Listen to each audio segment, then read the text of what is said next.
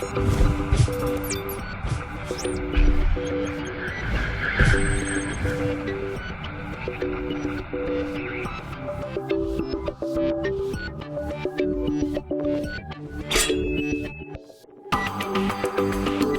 internet friends, and welcome to episode number 120. Yeah, 120 episodes of FinalBossTV, your wild game rating show. I'm your host. My name is Adam K.A.K. Bay, and today we are talking about rogues in Legion.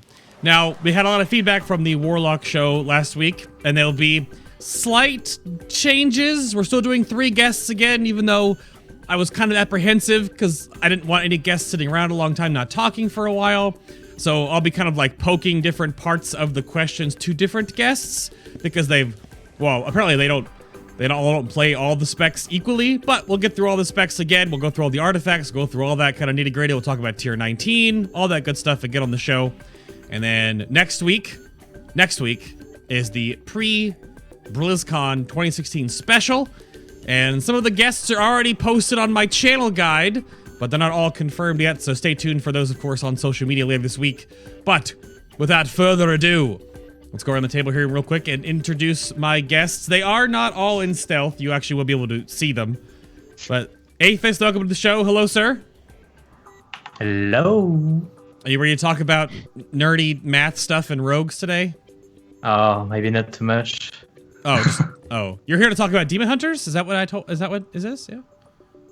No.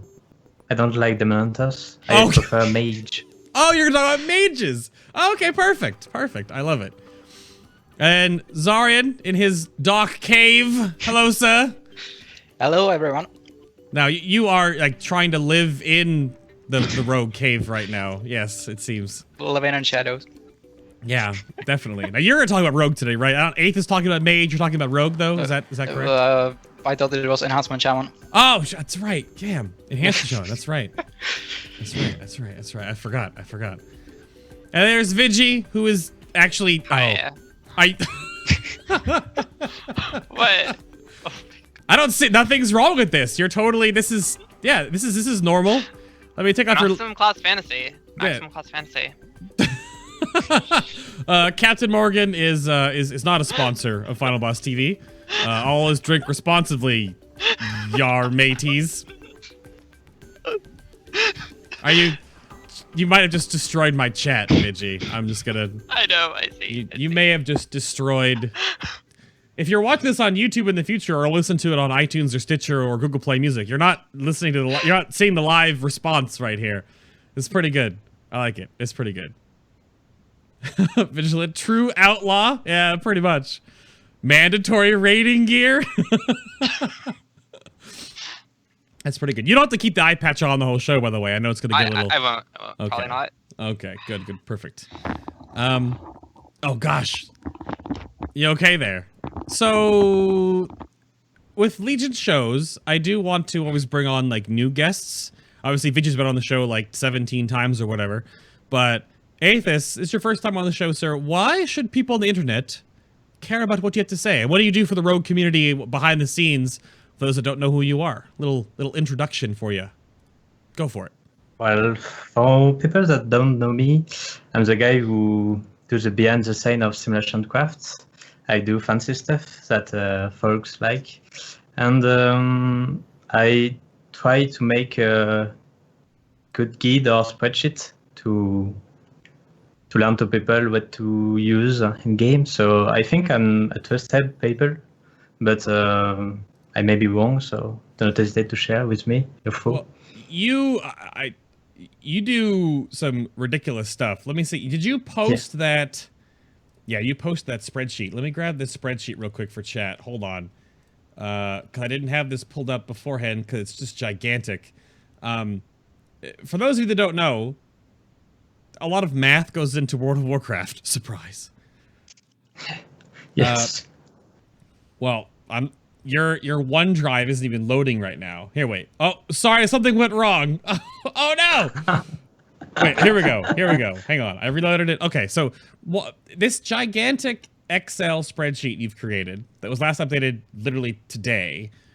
Yeah, I did it today. Do you want to like tell me a little bit about what the hell I'm looking at here and all the math that you and shout out some other rogues that work on this ridiculousness? Well, basically, it's a mix of every wizard I get from Simulation Craft. So basically, I create a program that runs everything for me, and then it updates the spreadsheet so I can know what are the best talent, what are the best relics, trinkets, legendary, etc., etc. And I thought it was a good thing to share it with the community. So I built a spreadsheet and I post it on MMO Champion, basically.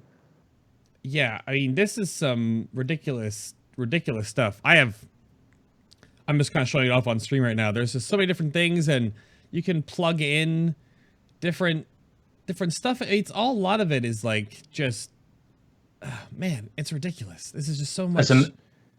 The main difference is that I don't run the sim only on single target patchwork fight.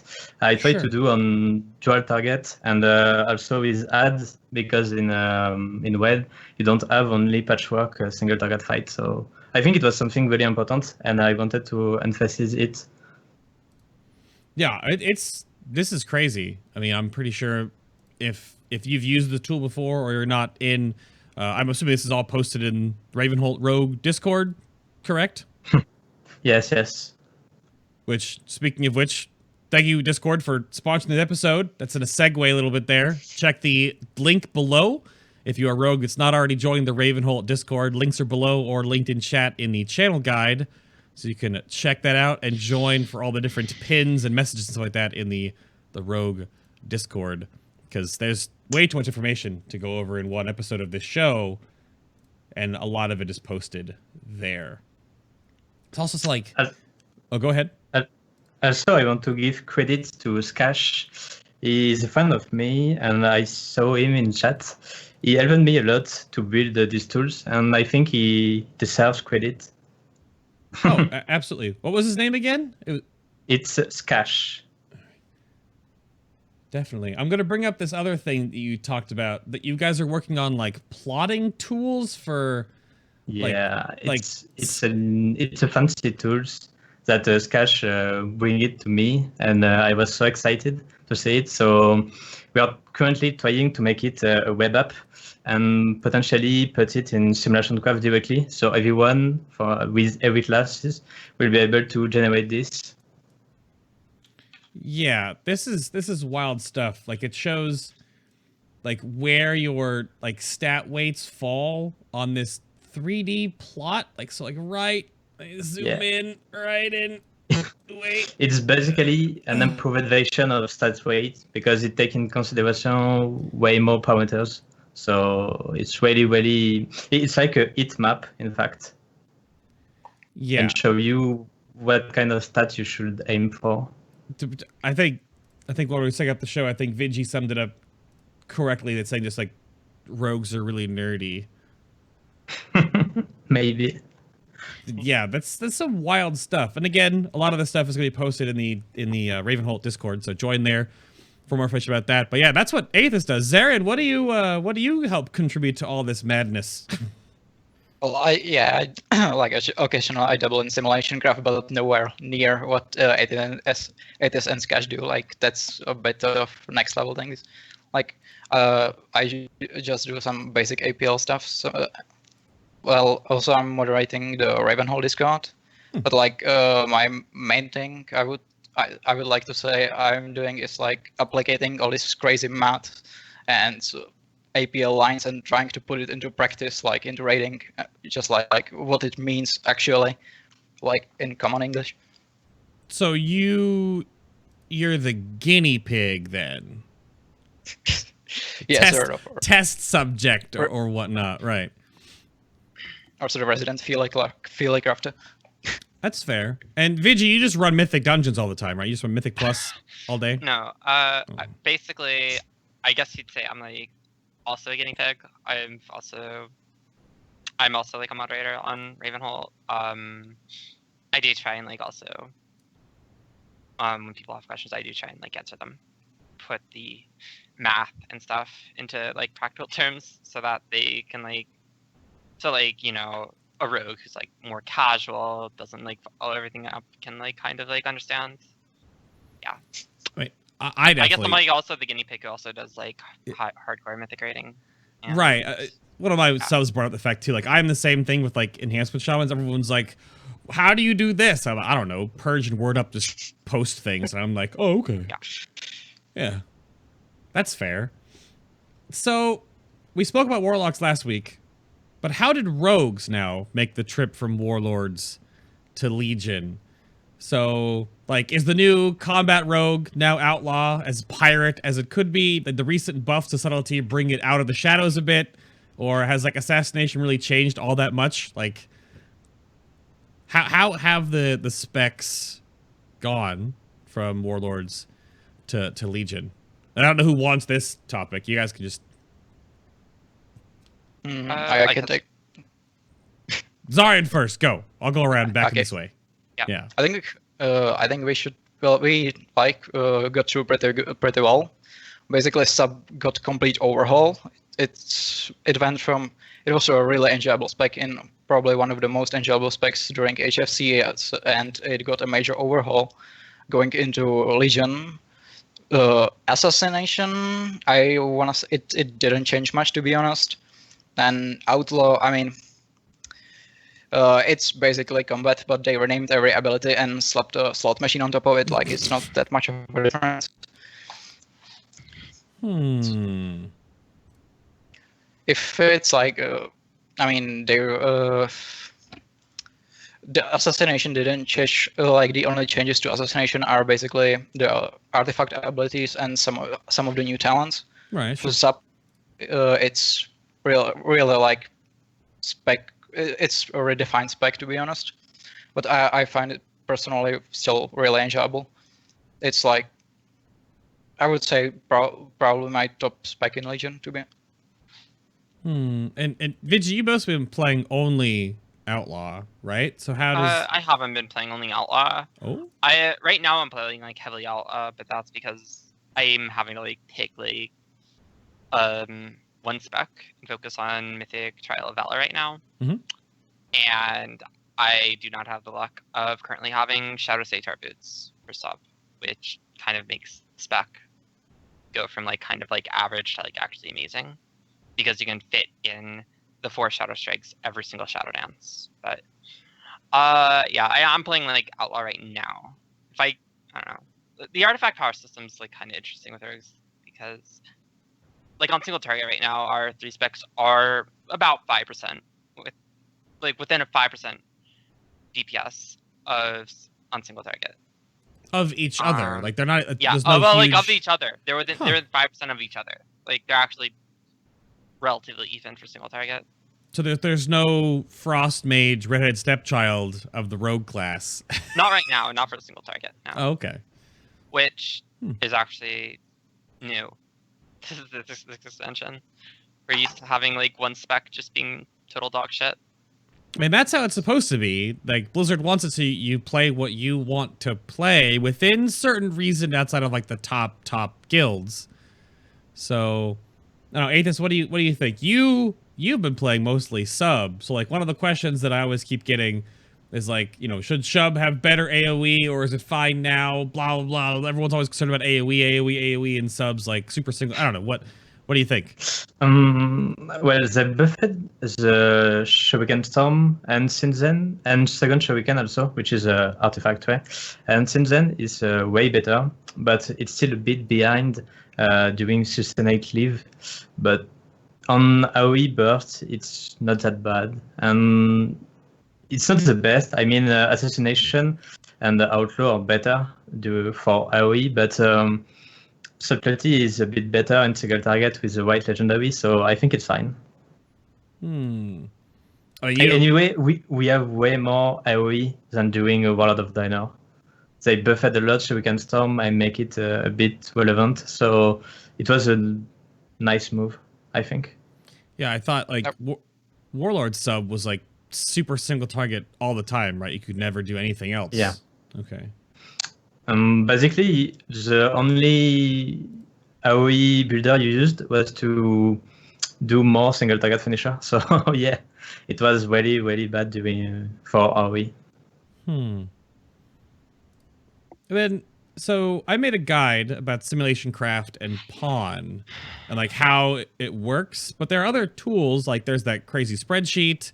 There's obviously, is Shadowcraft still a thing? Like how are these tools still, like how relevant are they for other rogues? Like is SimC and pawn good? Should rogues use something else? Like Aethys, you're the math guy here. How do these tools work? I will start with Pawn. In fact, it's a good add-on to give a raw idea of what is good and what is bad in game, but it needs to be updated every day. So if you use it, I recommend you to do stat scaling every time you change your gear or you get a new artifact tree. Because if you don't do that, it will vary a lot because basically our secondary stats are very, very close to each other. So if you get like 1k Asst, it will move a lot the Asst value. So if you use it, you have to update your strings every day or so. Yeah. Go ahead. Yeah.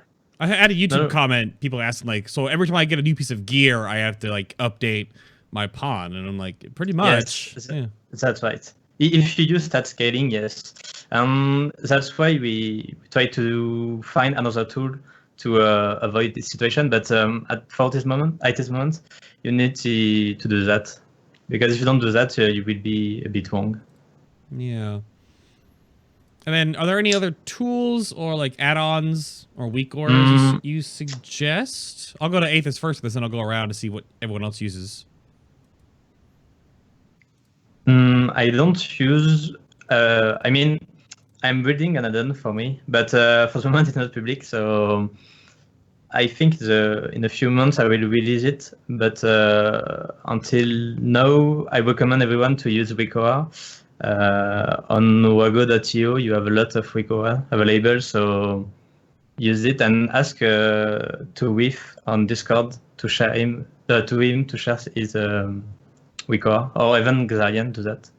Yeah, no, I actually pulled up Xaryen's his little profile on Wago.io. So these are your weak auras that you've put together, Xaryen, and yeah. Are they worth it? Totally. Yeah. So yeah. You have a whole bunch of things here. So walk me through what we have here. I mean, probably the biggest ones, or like what people seem to like the most, is the pandemic weak auras for rogues. Because one thing that kind of changed in Legion that is that in certain situations you don't really do 5 only combo point finishers anymore. So the pandemic situation with rogues is that your the duration of that pandemic stack takes into account is your next spell, not the spell you cast previously. So the pandemic threshold changes pretty much on the based on the duration. I mean, based on the number of combo points you have at any set moment. So it's dynamic, and the weak aura changes dynamically, and then calls your the text of the weak aura green if it's refreshable, white otherwise. And I also implemented a snapshotting for Assassination, which can snapshot a Night Stalker buff or Subterfuge buff, and Finality snapshotting, which is how Finality Nightblade works, for Subtlety.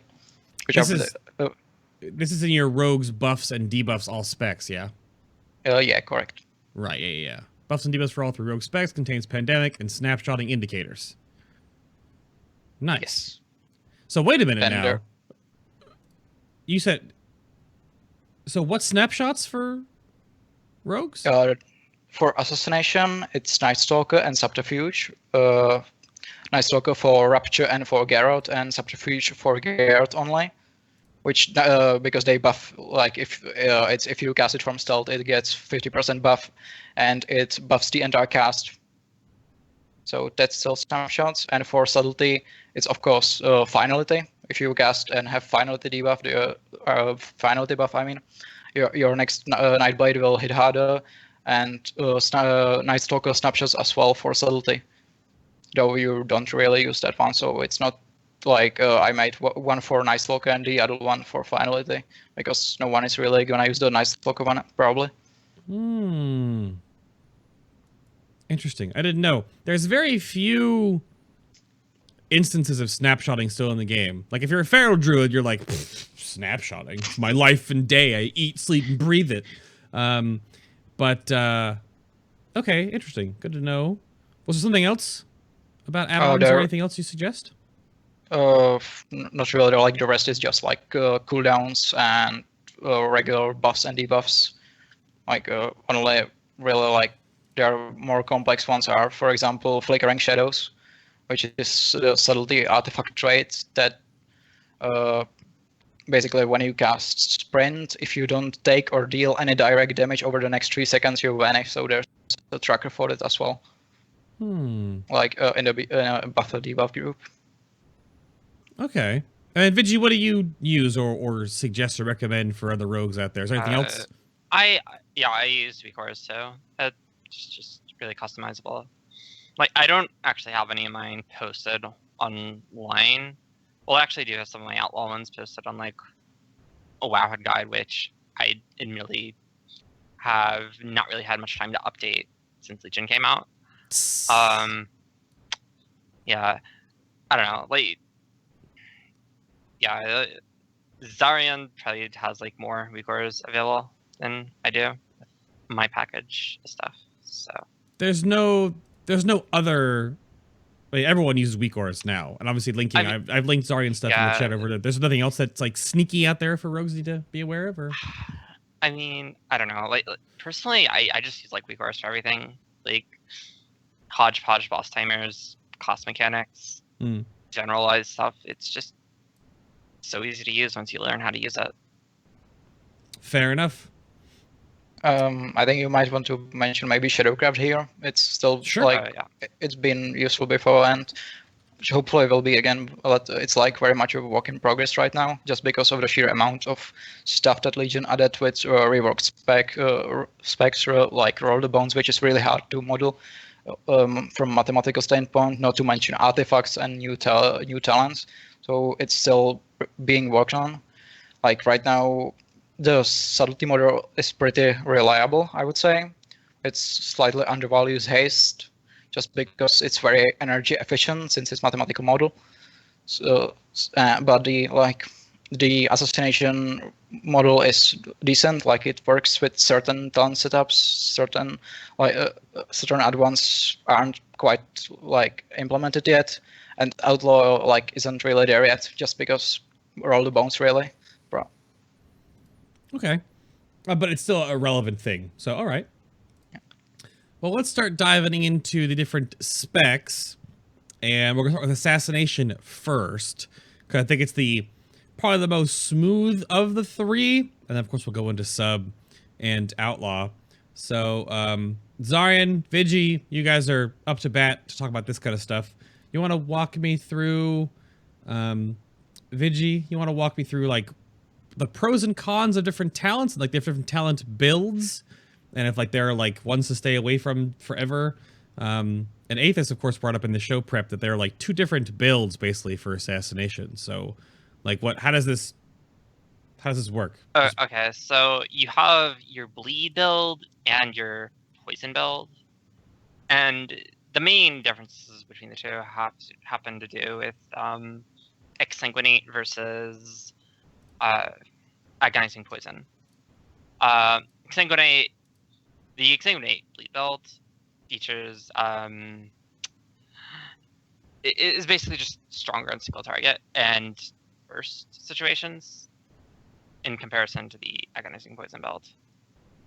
The bleed build you usually do run hemo.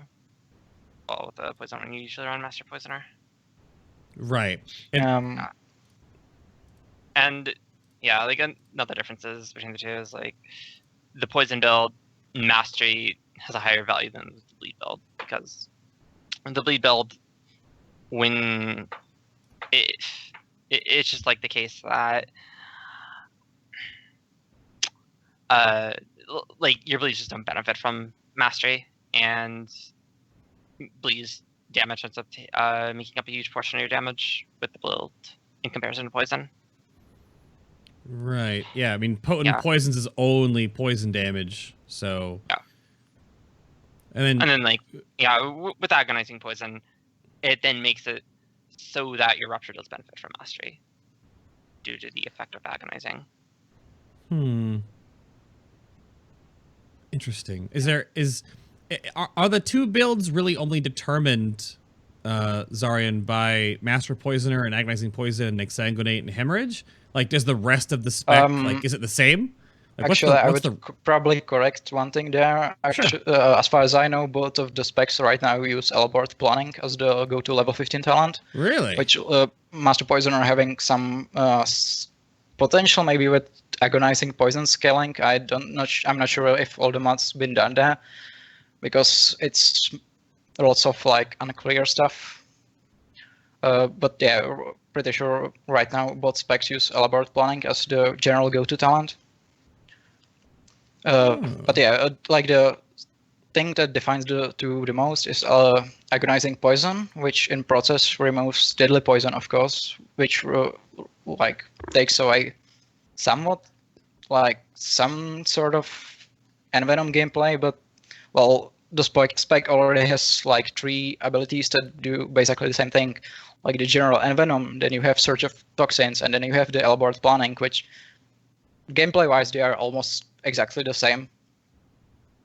So like if you play with Agonizing Poison, nothing really changes. You're playing the Ghoul Assassination, it's the same thing as ever pretty much.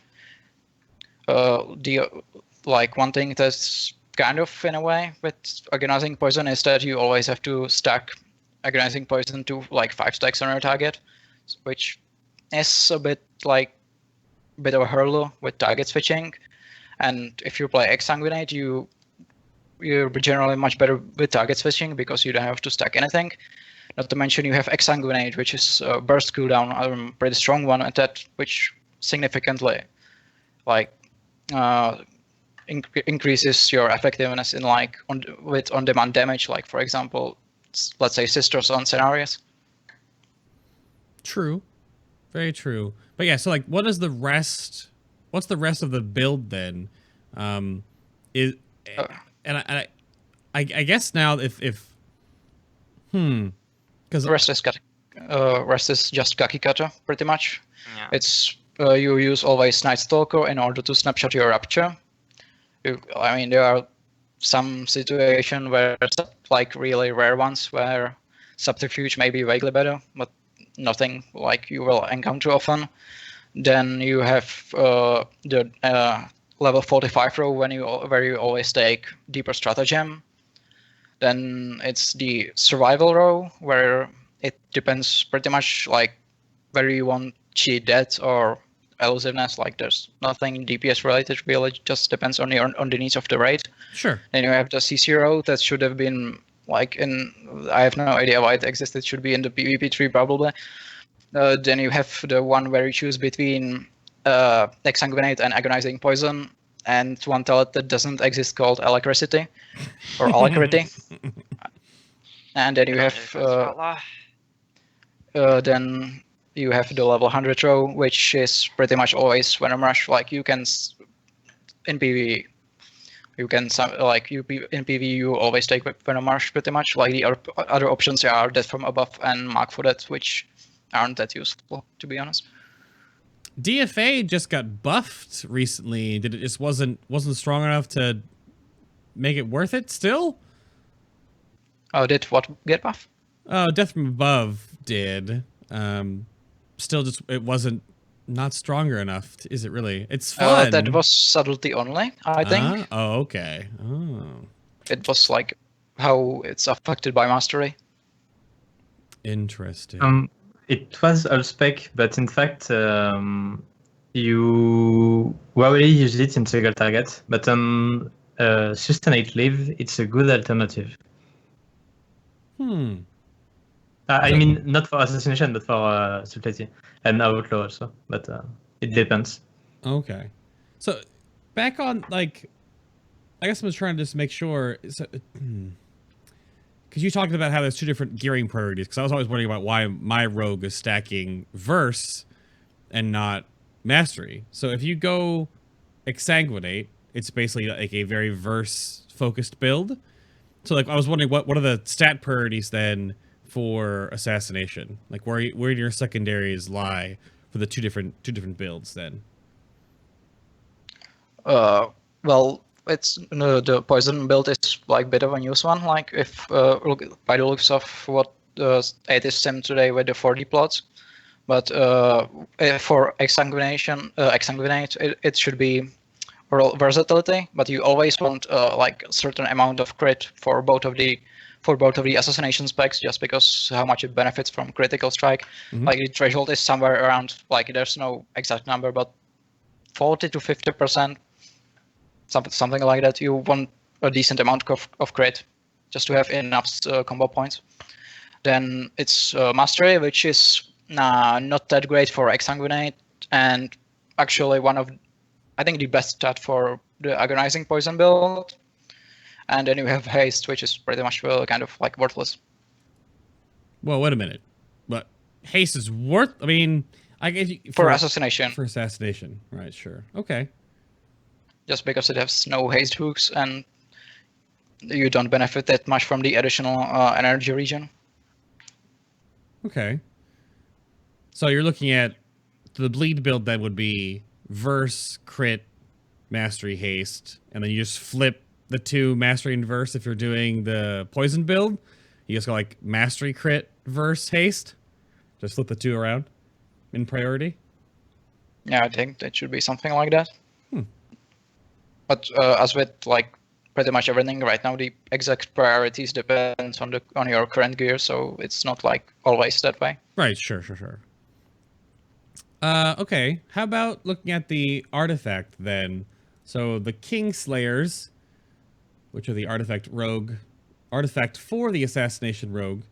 I have the graph up here on the screen. Vigi, you want to walk me through like the big benefits of like the golden dragons and whatnot for assassination? Like, wow. Yeah. So with assassination, your biggest trait is going to be Blood of the Assassinated, which basically there's a chance whenever you apply Rupture that for the next 10 seconds on that target, your Rupture will deal 100% more damage, which that trait actually has some interesting sync with exsanguinate. Your second big golden trait would be Bag of Tricks, because that's the second trait you get since it's so close. Basically helps AoE damage and increases mastery scaling. Third one's just from the shadows, which applies a dot on the target whenever you cast Vendetta. And another one I should mention, it's not a golden trait, but Surge of Toxins. Basically, your poisons do increase damage on the target whenever you cast a finishing move. Yeah, I want to back you up here. How does Blood of the Assassinated work with exsanguinate? Because these tooltips, I'm sure you guys have figured this out. So Rupture has a chance to infect your target, increasing damage dealt by a Rupture by 100% for 10 seconds. It's RPPM, I would assume. Is there, like, do you try to react to it? Or if it happens, it's great. If it doesn't, then oh well?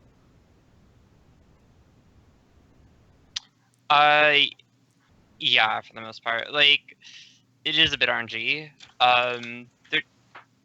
Something we were doing on beta, but I'm not exactly sure if it's still the case, is opening up with like 1 or 2 combo point Rupture, and then like applying a 6 combo point Rupture for the pandemic effect, the Night Stalker. But since they changed exsanguinate from like 400 down to 200% increased bleed tech, I'm honestly not sure if they still do that. It is the case because the fact is what you want is a big rupture duration, because it will be a lot reduced. So that's why you do a low CP rupture, and then you vanish to apply the no stalker snapshot, and do a 6 combo point rupture. Also, why Deeper Stratagem is so good and why it's so in a 6 combo point is because the scaling is not linear, it's a bit more for rupture. That's why it's so insane. And that's why Exsanguinate is really good. Yeah, when I was doing my beta testing, when I saw Assassination, I looked at that talent and it was like obviously it almost always will proc on the pull normally, but if it doesn't, then you're just like, okay, you don't really play around it. But it seems like a big swing in like RNG throughout the course of a fight, because it might proc like when a mob is about to die, and then your RPPM is screwed up because it's gone. There it goes. It's gone for the next who knows how long. But that's a weird one. That's a weird one for sure. Because everything else seems so mostly consistent. I mean, Bag of Tricks drops the puddle pretty consistently, it feels like. And then I've reported it. I'm so sorry, Assassination Rogues. It's still so loud, but I don't... Anyone else with me that From the Shadows is so damn loud? It's so loud. I hate it. I don't play with game sounds. No! I usually don't play with game sounds either, to be honest. It's so loud. The rogue just sharpens knives for 20 seconds every minute. It's so damn loud. And that's the build I brought up on screen multiple times. It's pretty straightforward, honestly, for that. I mean, because your utility abilities are so, like, you get them at the very end of everything. Like, you get the last little bit of Balanced Blades, and you get Shadow Swiftness, then you just get Shadow Walker at the very end of it. And that's the whole kit and caboodle there. Oh, I guess you get Fade into Shadows, then you go around the corner. But yeah. Yeah, it's a really straightforward artifact trait. Yeah, it definitely is. Of course, these are linked in the Icy Veins guides, or of course in Ravenholt if you want the images as well.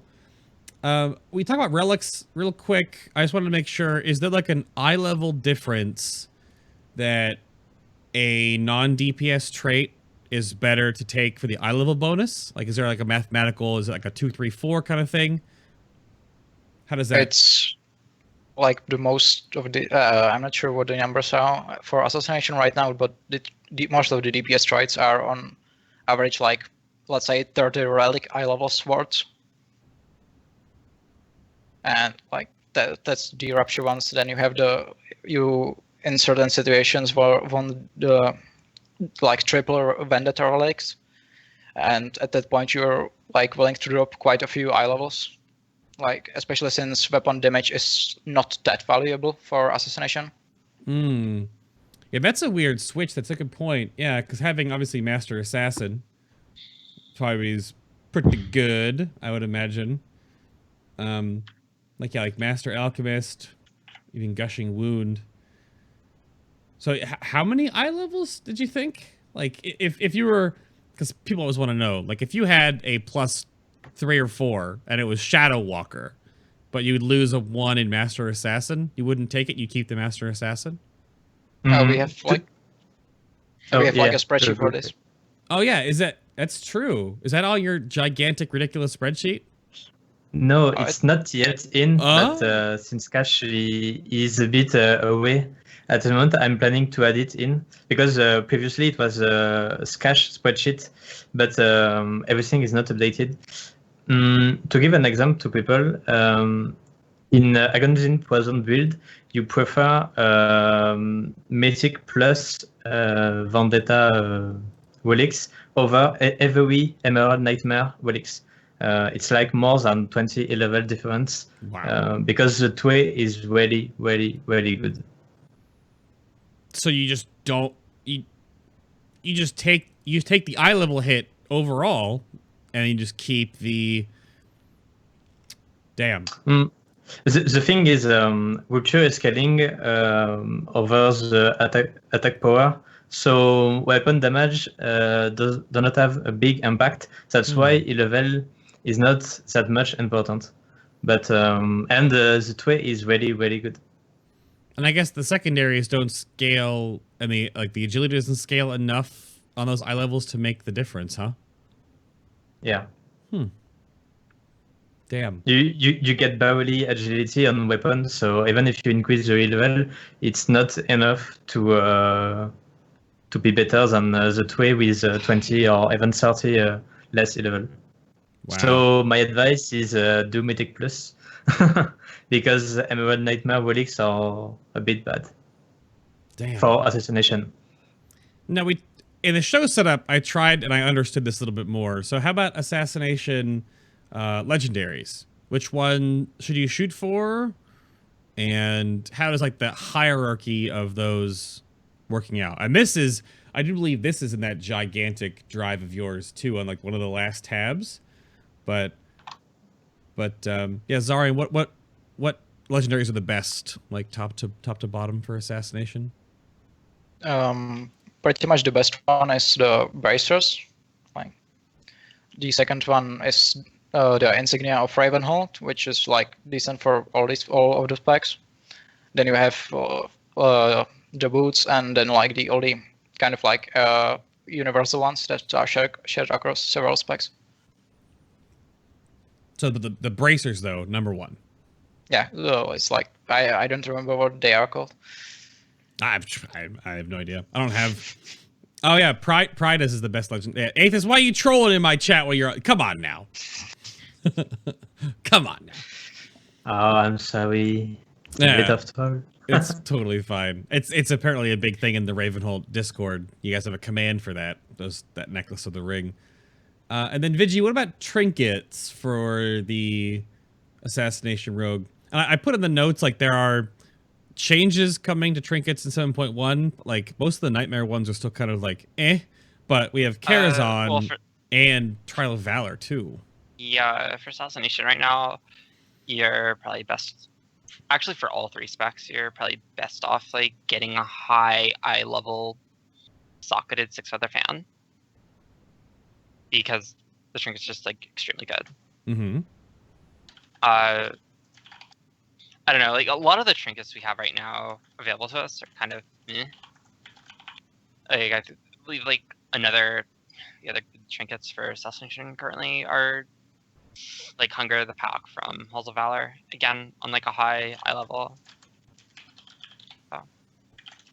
But nothing really else. I'm the same boat with the 6-feathered fan. Yeah, I mean it's like basically you want passive stat stuff with like more passive stats. Sure. It's kind of like, I mean, like some of the other Mythic Plus, like a lot of it's going to depend on like what you get lucky with from Mythic Plus. Like there are other trinkets like Bloodthirsty Instinct, Tempered Egg, Memento, where it's like if you get them at a high eye level, they're okay. Aethys, what's up? On my website, there is a trinket list, and also on the Skash website. So it's updated at least every week. So if there is hotfix on the game or on Simulation Craft, because some trinkets are a bit dark for us, because it's everything is server side and not client side, so we have to guess them. So you have a full trinket list for every spec. With the best talent and every scenario, so single target, patchwork with 1, 2, or 3 target, and 1 target with add. So if you want to have a list, you can go there. Yeah, I was looking at, there's a giant list I see. I don't know how updated this is. It says like beta, not all classes supported yet, blah, blah, blah. It does have... yeah, this only goes... The suffix is trinket. Yeah, this is only scaling to 865, so I assume it's still not all updated. I mean, I bring these up because I didn't know if there's any outliers, but obviously this is definitely a question that'll come up and be pinned and notified, of course, in the Discord when you figure out trinkets and when Karazhan trinkets come out, because there are some juicy ones, apparently. The Karazhan trinkets coming out, and then Trial of Valor, which... The rest of the gear from those are not going to be like, but the trinkets though, because Nightmare trinkets are pretty. Fair enough. In fact, Emerald Nightmare Trinket has been hotfixed, and since then, if you run AP for Assassination or if you play Subtlety, the one from Ignot is really good, and the Ursok one is the best for every spec. So since I fixed it, they are not that bad. But yeah, for example, Anger of the Pack from All of Valor is a very, very good trinket if you can get it with a very high level. Fair enough. And about Trail of Valor, it's a bit early to say about it because we can't really test them. But yeah, in 1 or 2 weeks, we will have a clear idea of them. Oh, sure. I think. Absolutely. There's only so much future proofing we can do on the show with things that aren't out yet. But speaking of things that aren't out yet, how about the Tier 19 set coming out for Assassination? So the Doomblade Battle Gear, of course, for all 3. The 2-piece is that Mutilate also causes the target to bleed for 25% additional damage over 6 seconds, 20% of the damage of the Mutilate. And then Envenom deals 8% additional damage per bleed on the target, which I believe you can only have, is it 3 bleed? Or 4, I guess, if you can stun the mob. And you take, right? So how... It would depend if the Mutilate one counts as a bleed. If what counts as a bleed? Like the one you get from the 2-set Mutilate, which we don't know yet. Oh, that's true. So you could have 5 technically on a stun target. Hemorrhage isn't bleed. Oh. It's a debuff. It's not a bleed. So so it's only 3. I'm talking. So you could have internal bleeding on stun targets, not always active, but then you'd mostly just have rupture and garrote, and then if the 2-set counts. But how does it work out in the end, Xaryen? These look pretty strong though, yeah. I mean, they're like boring but decent. Oh, okay. Which out of the 6 set, because Tier 19 sets and going forward they're all 6 pieces, is there like a preferred 4-piece and like 2 pieces you'll just ditch in the trash? What's like the 2 pieces you won't want to wear? I mean, it will depend on like what stats you have, and also if you can get like a high level of the. I think it's like the Surama set, like which is hands and feet, and it's like a 3000 mastery proc, which like with a very decent uptime. I think it's something around 30%. And if you get like a decent eye level of those ones, then you want like the other 4 slots filled out with regular tier. Interesting. Yeah, and then chat brings up apparently the Morose trinket from Karazhan is a bleed as well. So would a trinket that puts a bleed up also cause Envenom to do more damage? Yeah, it will depend if it counts as a bleed or not. Like it's not that consistent. Sure. This is all work for Aethys to do, right? This is all him. He do all the math. Yeah. I think it will work, but until we got it, it's hard to guess. We will see. No, definitely. We haven't really. No one's really had a chance to test like actual tier bonuses, so we don't know how they work, really. Right, or how many interactions they have. So exactly. Right. Because if it gives you a bleed, does that bleed count? If a trinket gives you a bleed, does that bleed count? Yeah, interesting. Love to do see. feral bleeds count though? Well, it's per bleed you have on the target. I hope. I don't want to. I mean, the Warlock HFC stupid Roaring Blaze bug existed, so I'm not even gonna. It'll happen. Watch. Stack Assassination Rogues and Feral Druids, and the Assassination Rogues damage just goes. Poof. So anything else about rotational overviews or optimizations on how Assassination works? Anything you wanted to like leave them with? You have to make sure they remember to do properly? No, it's pretty much for Poison Build. It's keep as high uptime on elaborate planning as possible, and like don't fuck up Rupture uptime. That's pretty much it. And for Exsanguinate, it's just like get. I mean, it's not as important as it was before the Exsanguinate nerf, It's just like get proper exsanguinates, like line it up with like vendetta and buffs and trinkets, procs, stuff. Because someone asked in chat about, we talked about Exsanguinate. We have, like, Vigi, how is, like, the Exsanguinate priority work? Like, you only have the 2 bleeds, right? But you want to make sure you pandemic your Rupture, correct? Yeah, you want to make sure you have, like, your bleeds are, like, freshly applied before you actually hit Exsanguinate, because otherwise you kind of waste your Exsanguinate. And you also You also don't want to clip your bleed before it ends after you use Exsanguinate, because otherwise, again, you will lose out on ticks of the bleed. Yeah, that's what I was going to bring up before my phone started beeping, because the timer on this segment. But yeah. Because if you refresh Rupture while an Exsanguinated Rupture is ticking, you're wasting benefit. Yeah. Okay. Fair enough. And please ask Blizzard to turn off the stupid, crazy sharpening knives noise from Vendetta. It's so bad. It's so bad. And of course, everything else. Any like do's and don'ts by chance? I don't know, Aethys, do you have anything you want to add for Assassination Rogue? Things to like steer away from? I mean, no shadow focus, no vigor. Not really. In heavy AoE, alacrity is good. Like, it's not the case in Emerald Nightmare, but let's talk about a conceal fight. If you get any in Night Hall, alacrity is really good if you can keep it up, because it lets you spam a lot more. But besides that, the build is pretty straightforward. Well, fair enough. I'll take a little quick mid-show break here, and then we'll break down the other 2 rogue specs.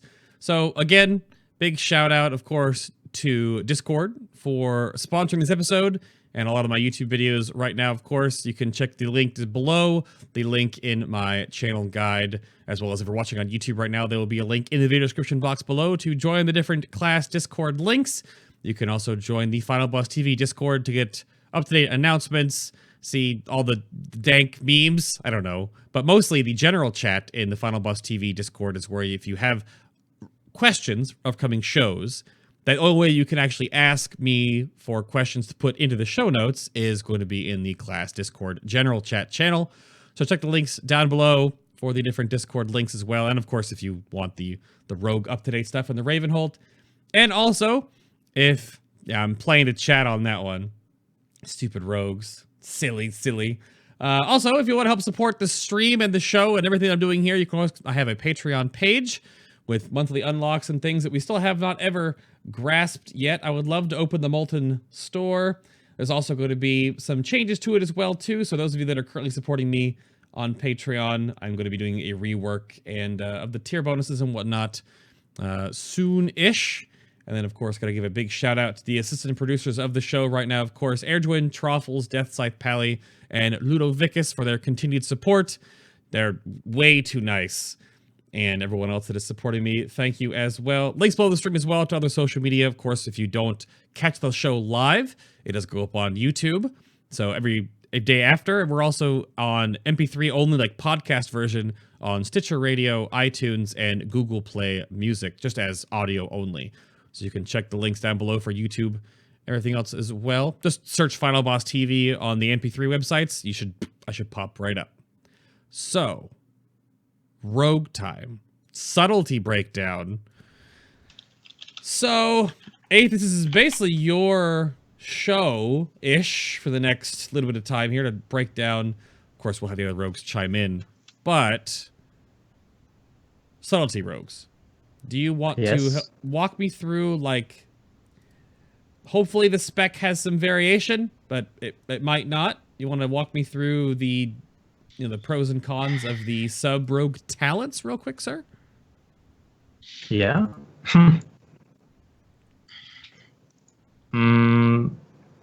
Basically, you have one build.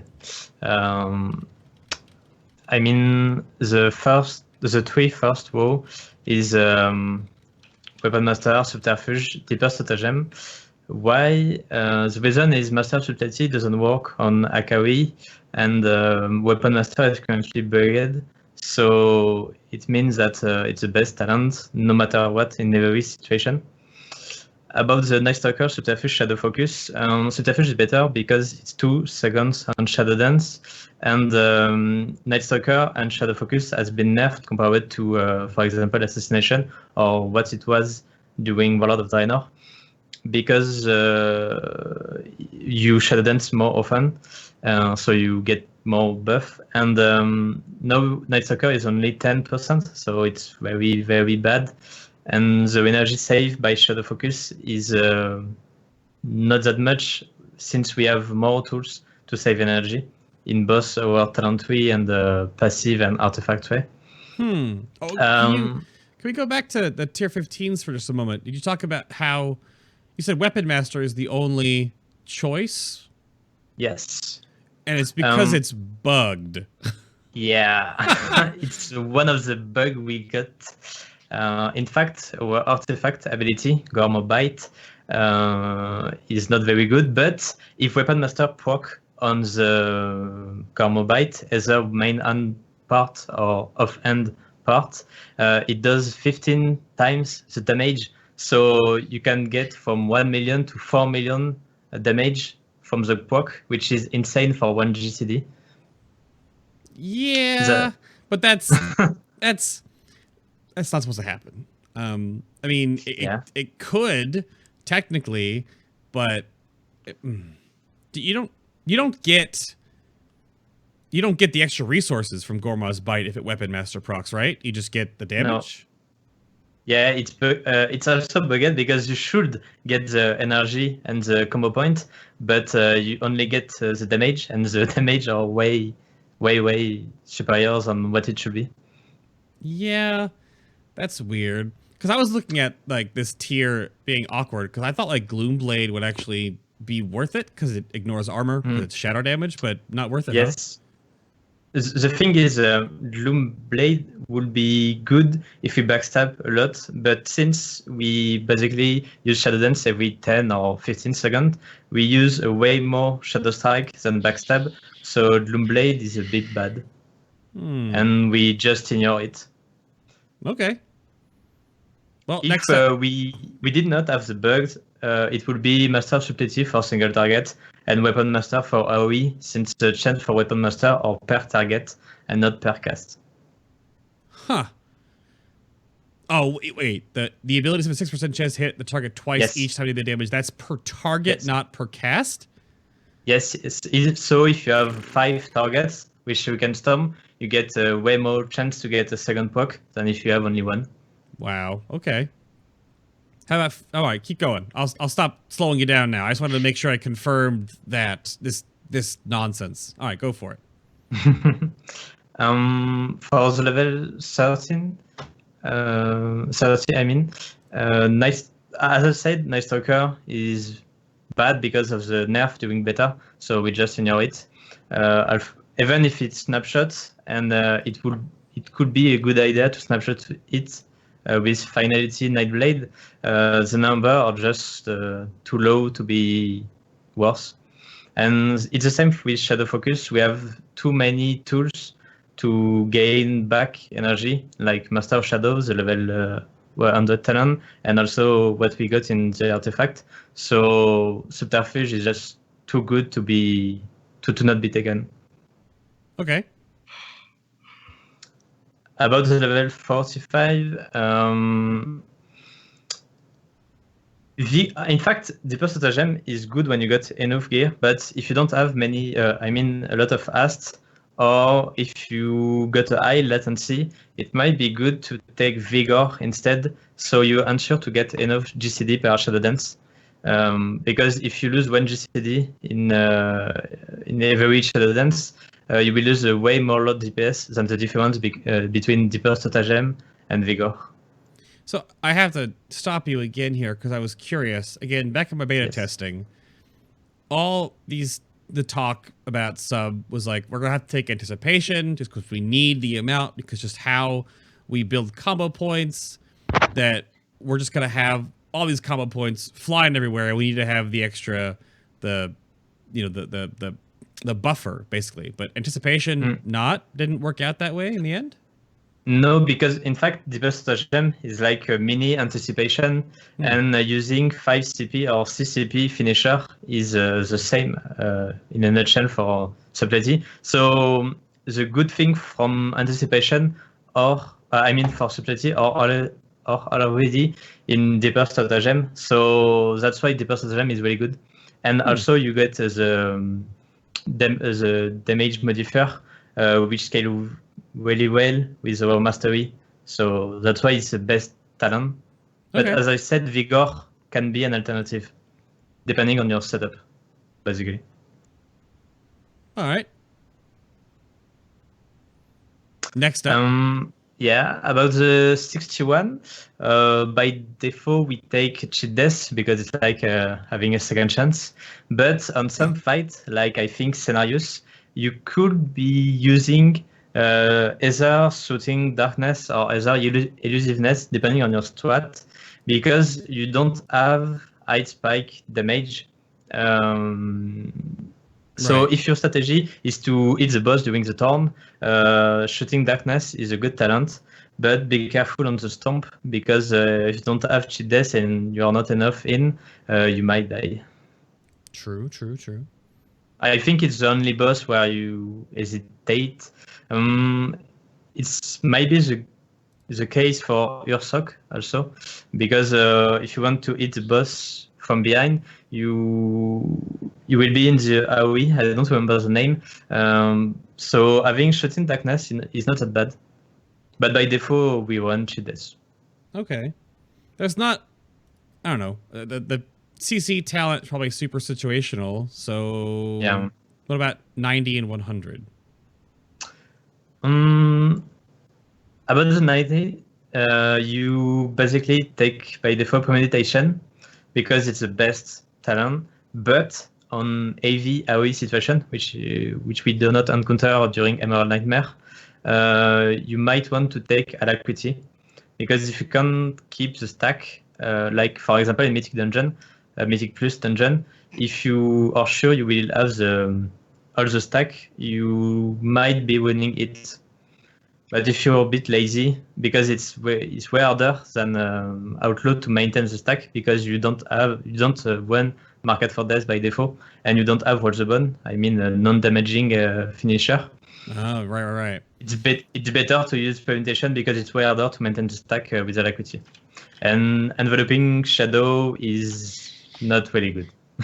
Oh no! You can't tell me that spending combo points to get combo points back, but slower, but more of them, is not good. Come on now. Well, it's a bit weird.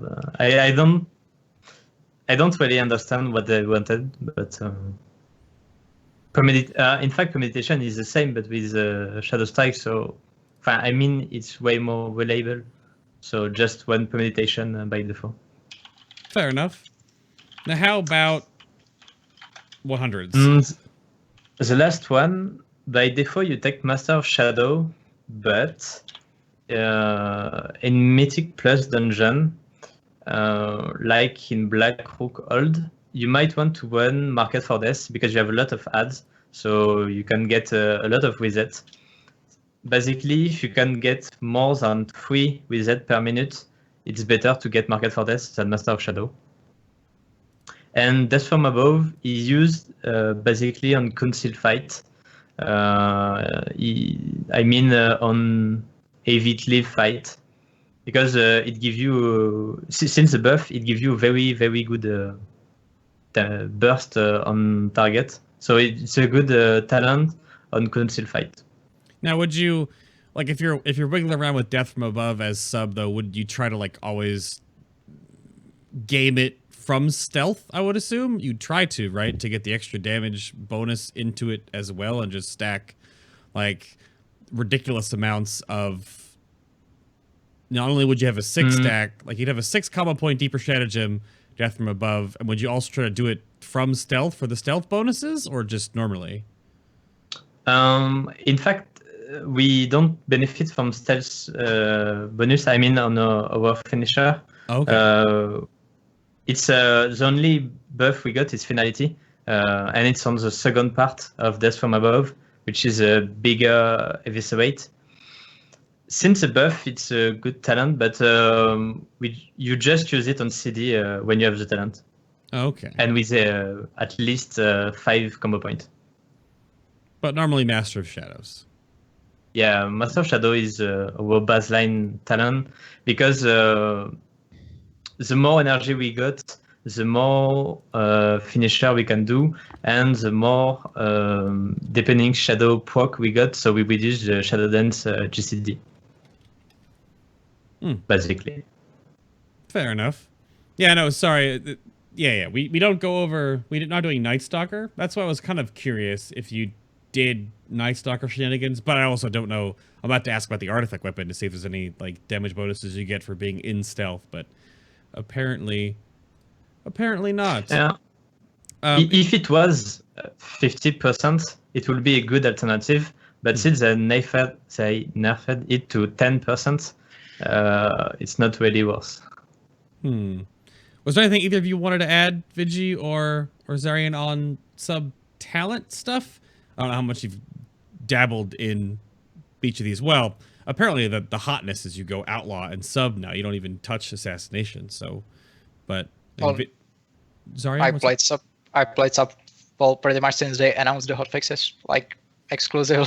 So I have some experience with it, I would say. But I think Aethys covers pretty well most of the talent choices. Like there's not that much to consider there. Yeah, I haven't really played much sub since beta, but yeah, he covered most of the talent choices pretty well. Yeah, Probably better than either of us could. It's weird, the things that I thought were going to be like really important and predominant after beta testing, like anticipation, and there was a lot of back and forth about enveloping shadows and I was beta testing about how it's really good for pooling tons of combo points in a row, and it helps you just keep getting more and more. Not really that interesting. Okay. The thing with enveloping shadows is that we just ended up dancing too frequently, so we always get more combo points from shadows. Premeditation. Okay. And with anticipation, there's that thing, as I just mentioned, that you can use deeper stratagem as sort of many anticipation and minimize combo point waste that way.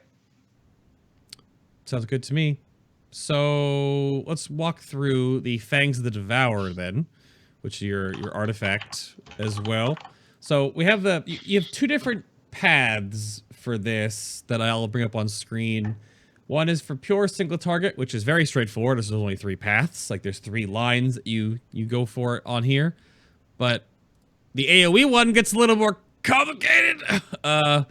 Aethys, what's the predominant feel on the artifact weapon for sub? I recommend the mixed one because in Mythic plus Dungeon it's really good.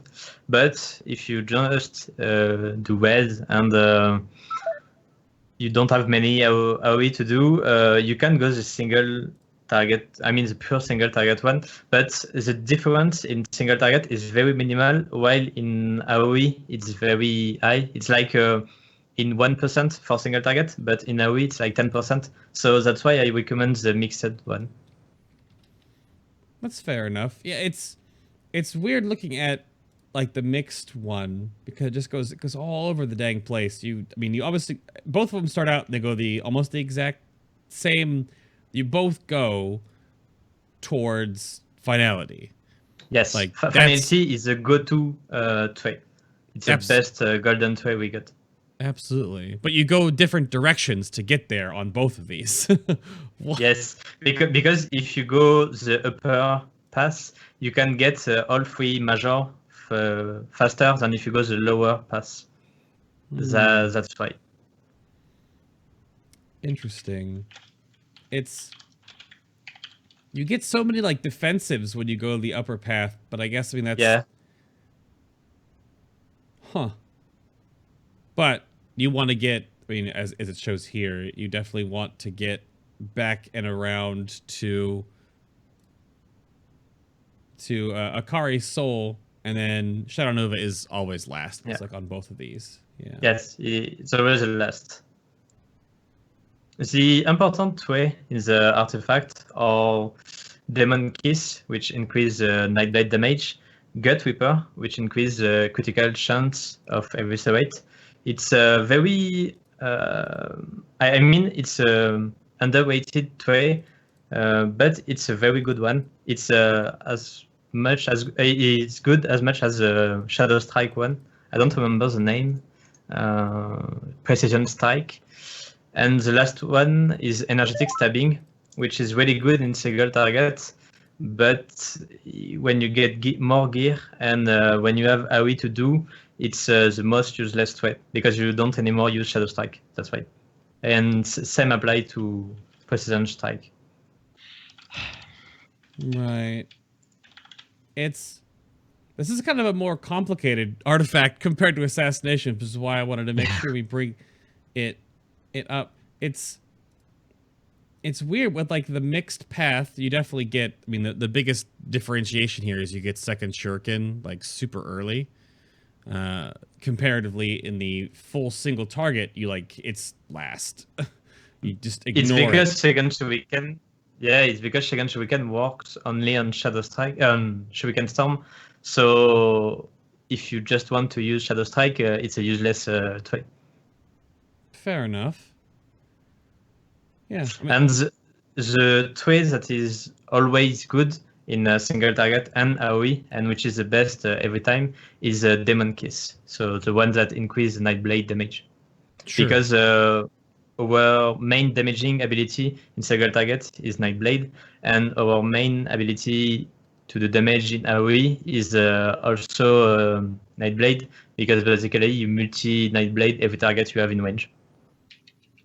Right. Because the way you adding extra AoE as subtlety is still how that changed, where you basically get a shuriken sword on multiple targets and you fill your combo points up, and then you Nightblade something, and then you do it again, and you tab target, and you Nightblade something, and that's how you. It's very Feral Druid-y in that sense, where they just tab, rip, rake, and whatever, and go forward. So, but Feral Druids and AoE. I mean, what? So is the same relic bonus thing for for sub the same way as Assassination? Are there traits that you'll just take all the time over eye level, or does eye level mean more? Eye level means more because Shadow Strike is weapon damage scaling. I mean, it's weapon damage. So since it's a good ability, you want to take in consideration eye level because it's an important key. And the thing is, most of our trait are even. I mean, if you take Gut Reaper, Demon Kiss, Precision Strike, Energetic Saber, all of them are good. So, but most of the time you will just take the bigger high level one. But just be careful of the trait because the backstab one is really bad.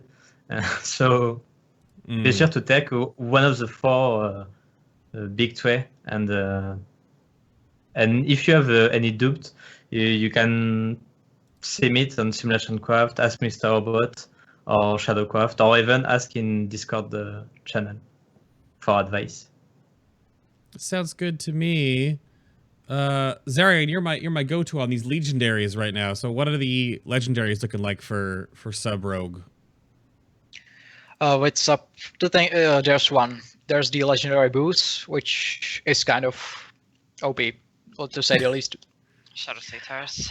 Yeah, Shadow Satyrs Walk. It refunds, I think it's 10 energy per every Shadow Strike, plus additional energy depending on which, what range did you cast it from, because you can Shadow Strike from 15 yards.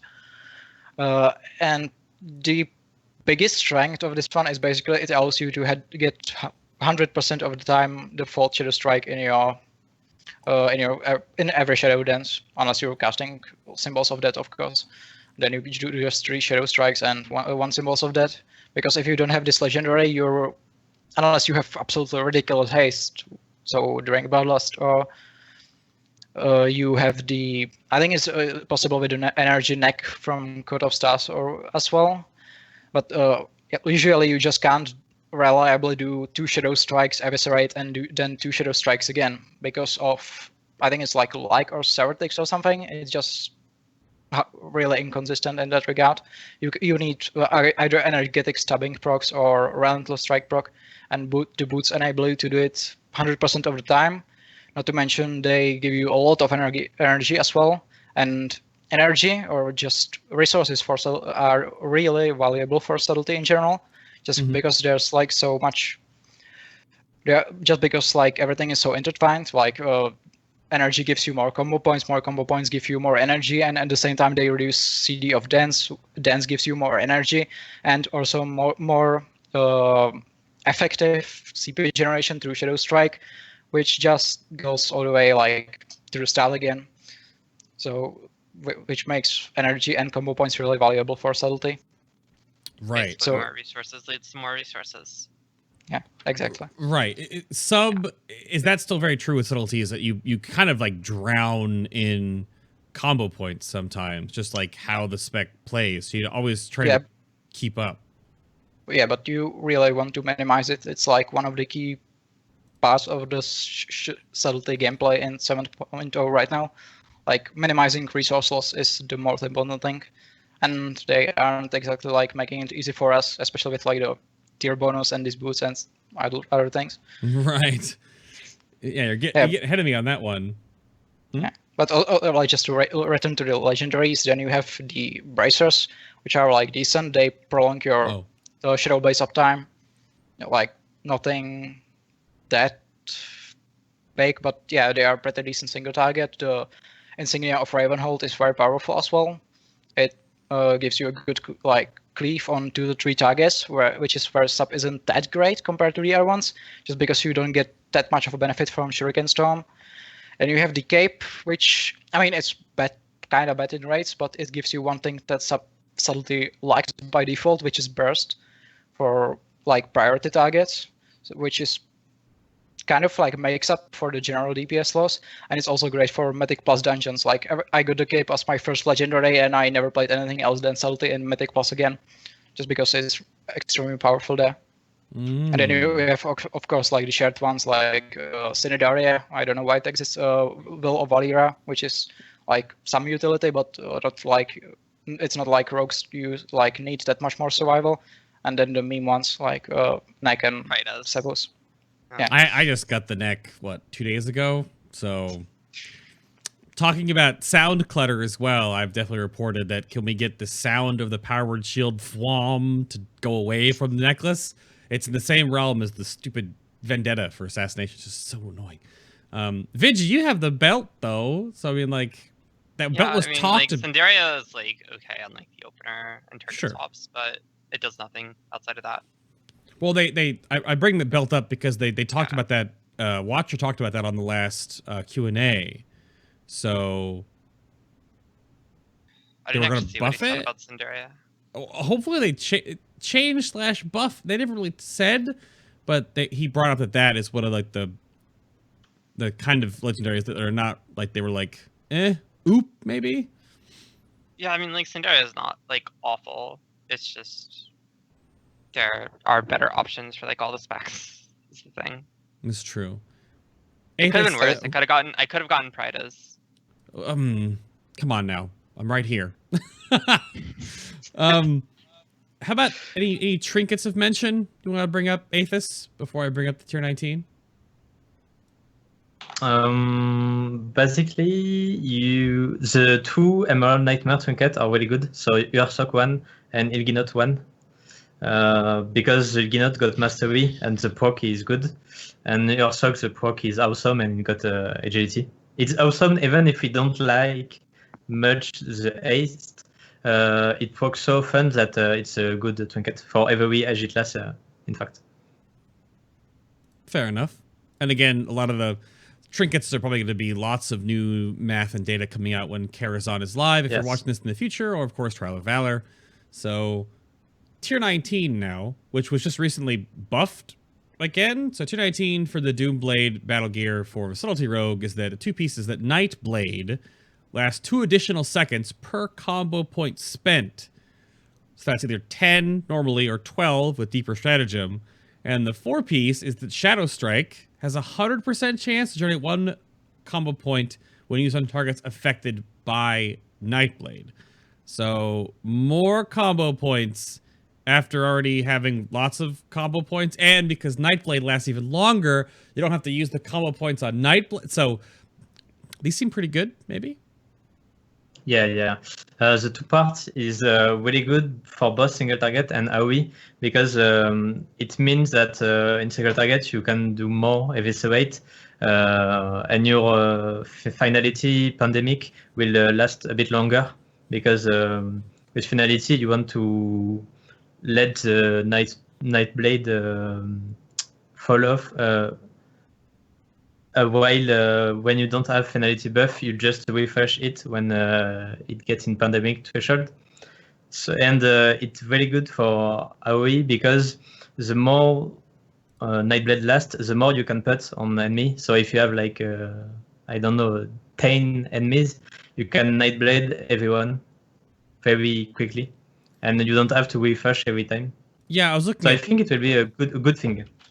And the 4 part is really good because it means that you will have to only do 2 Shadow Strike with premeditation to get a finisher. So I can't give the number yet because it's implemented in Simulation Craft, but since I think it will be changed, I don't spend much time on it. But it looks good. Yeah, it's hard to, I always want to bring these up, and of course, as the feature goes through, we'll talk about tier 20s when tier 20 is not out yet, but set bonuses are not, like my set bonuses for enhancement are both kind of like, but these for sub stand out to me as like really more powerful than some other set bonuses I've seen. So these look pretty scary. Is the same gearing effect the same way for Assassination to Subtlety then? Like, do you know what 4 pieces you'd wear and what 2 you wouldn't wear? Or does that, again, come down to that? In fact, it doesn't matter much because since we got Titan Forge thing, and you will just take the best piece you want to replace. So there is no beast list, and we can't say at least yet which will be the 4 best pieces, but it might be there will be 4 pieces that are better than others, but it really depends on what you get because of Titan Forge and Socket. Gotcha. So now, how about some any overview or do's and don'ts or things that people need to make sure you want to leave sub rogues with? I mean, Xaryen, did you have anything you wanted to toss into this subtlety rogue bucket? Like things you want to close out with? Basically, don't waste combo points, don't waste energy. Make sure you do at least like the maximum amount of shadow strikes in every shadow dance. Abuse shuriken, I mean, fun of nice. It is the same thing, really. Shuriken Storm whenever you can, just to generate more combo points, and hope you get Goma procs. That's about it. Like, I think. Oh, we lost. Vigi crashed out of the call. Oh no. Vigi, come back. Hopefully that she reconnects in a moment, because it messes up the cameras, I suppose. Oh, good God. Oh, well, everything is dead forever now. What happened? We're gonna go over to talk about Outlaw now. If that's anything else. Did you want anything else to that, Aethys, for sub? Your camera's messed up right now. I can't even show you on screen. Oh, just pray for the legendary boots. That's all. Oh, just try to get legendary boots. That's praise RNG. There we go. Veggie's back. Hello, welcome back. Hi. Yeah, sorry I DC'd again. Okay, so Outlaw time. So this will be a mixed bag here. Veggie's been playing a lot of Outlaw. Do you want to walk me through? Let me boot up the Outlaw talents here. About how, like, what the hierarchy of Outlaw talents, and if there's like a... You told me that there was basically a spec that you pick and you never change it, but what about Cannonball Barrage, though? Okay, so Outlaw talent wise. Yeah. Starting off with row 15, you got Ghostly Strike. You can potentially take Swordmaster on AoE, like such as in Mythic Plus, but I still prefer Ghostly Strike mostly because it's better for like the actual big targets such as bosses and primary kill targets. Mm-hmm. Going to row 30, you usually want to go with Grappling Hook. However, if you have the Rogue Legendary Boots for Outlaw, you actually want to take Hit and Run. Hit and Run, the increased run speed, because of how the Outlaw Boots work. What do the Outlaw Boots grant? The damage of your run through is increased by 20% of your movement speed. And Hit and Run affects that? Yes. Oh, okay. Yes. Well, okay, Blizzard. Okay. Sprint also affects it. Sprint becomes a DPS cooldown? Yes, it does. Oh, okay. Well, all right. Okay, going on to 45, you take Deeper Stratagem. It's just better than the other two. Because, again, what Aethys said during the sub part of this conversation, Deeper Stratagem effectively acts like a mini Anticipation, while also increasing the damage of your finishers by 10%. It's just hard to argue with that. Sure. Going on to 60, it's Elusiveness or Cheat Death, depending on the fight and what you want to have. But available to you. Super Estus Flask Iron Stomach, though. Yeah, I mean... Okay, Crimson Vial can be useful in some situations, but it's better to have the Elusiveness or Cheat Death. That's fair. Just my opinion.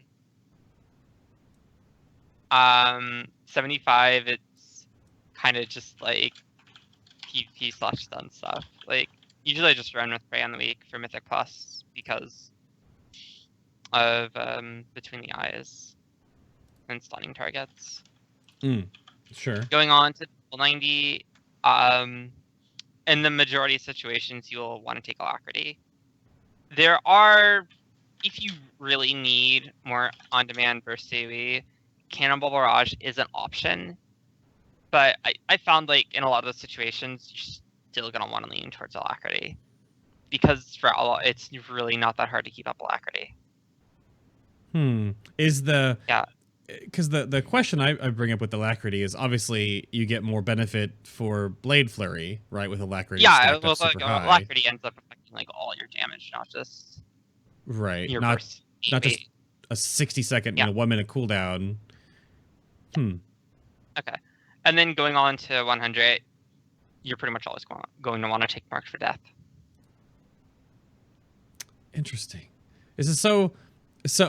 There's a lot of back and forth here. So I think it was either Aethys or Xaryen who said that you can potentially take DFA in certain AoE situations now since they buffed it. Right.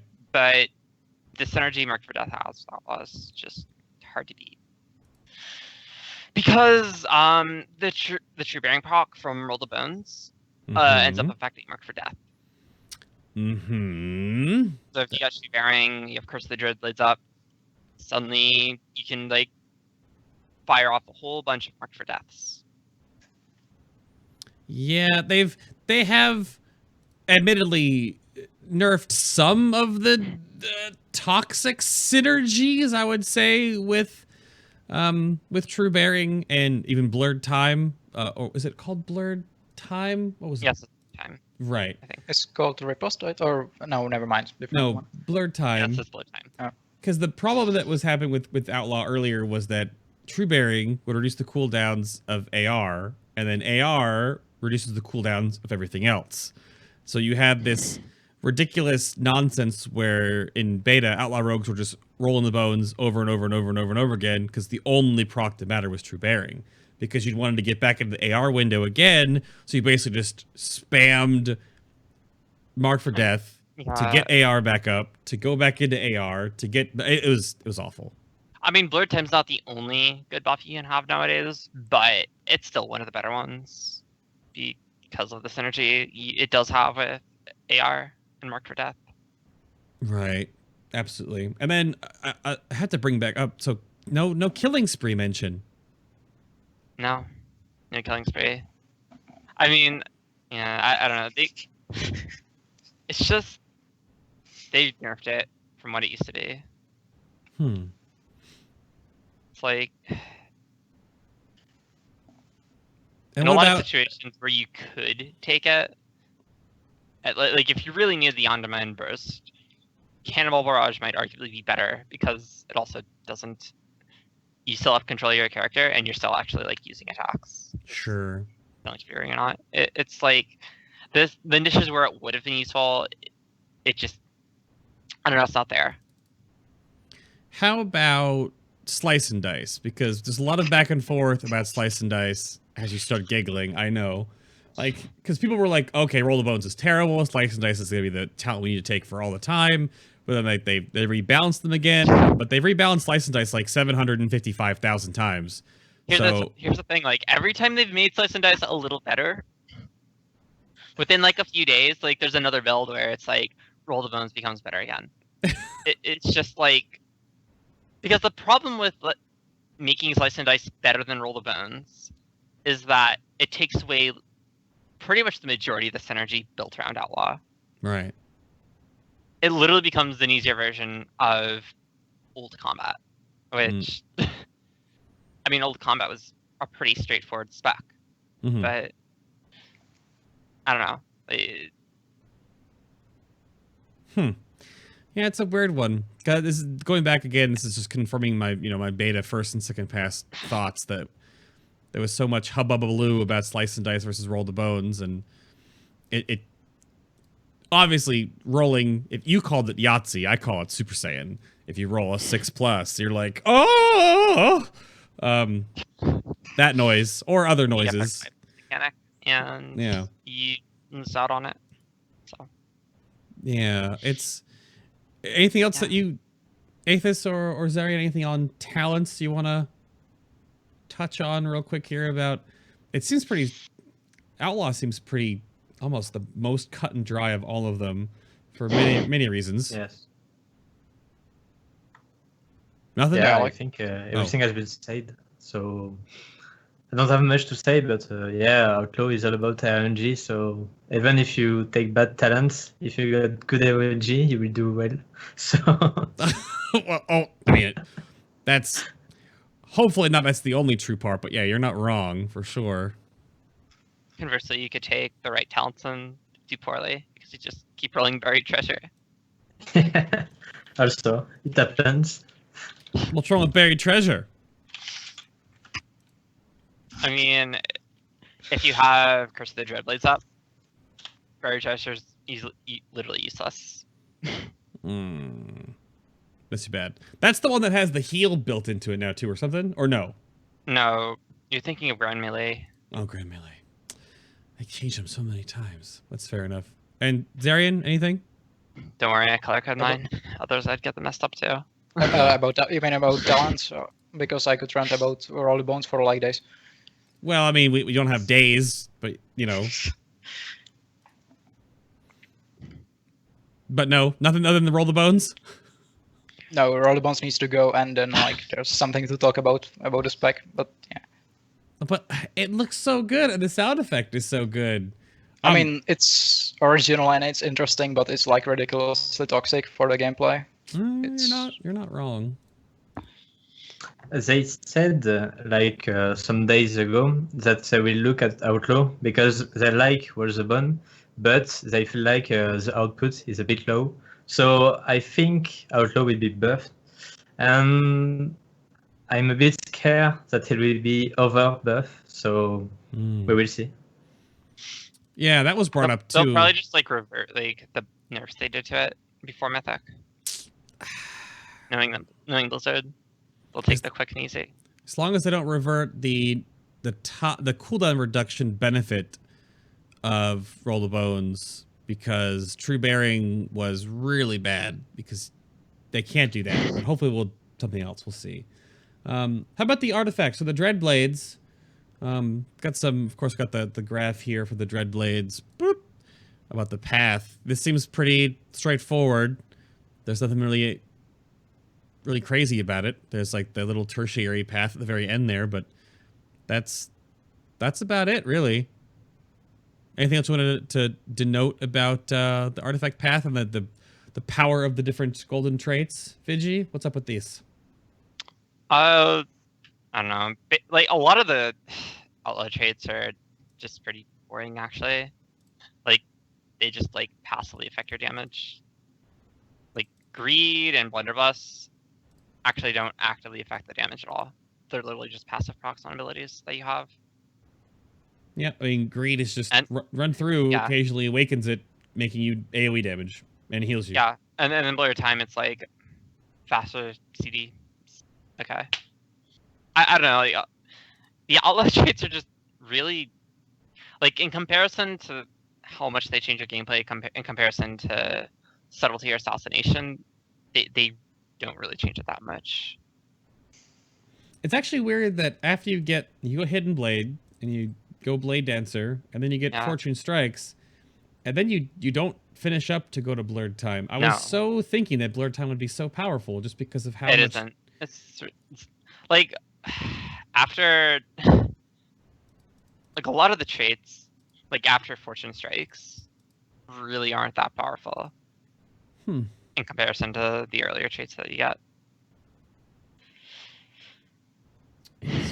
It looks a little bit... Everything is so much just flat damage. Yeah, you know? It doesn't really change your play too much. Which I guess is fine too. It shores up some weaknesses, I suppose. You get some, some energy cost reductions in your finishing moves. The finishers, because they're kind of expensive as Outlaw, like baseline before you get Fatebringer, they're a little bit pricey. But Outlaw is still very... A lot of the RNG involved goes back to your mastery. Yeah. Well, Fatebringer, Fate's Thirst, and Fortune Strike are actually, like, I believe are 3 most powerful artifact traits for Outlaw. So. Do you mean Fortune Strike or Fortune Strike, though? Oh my god. Fortune Strikes, Fate's Thirst, and Fatebringer. Yeah, some of the trait names are really confusing, like Fortune's Strike and Fortune Strikes. Oh yeah, because you have Fortune's Strike, and then you have Fortune Strikes. Oh, come on, Blizzard, what is this? That's definitely very true.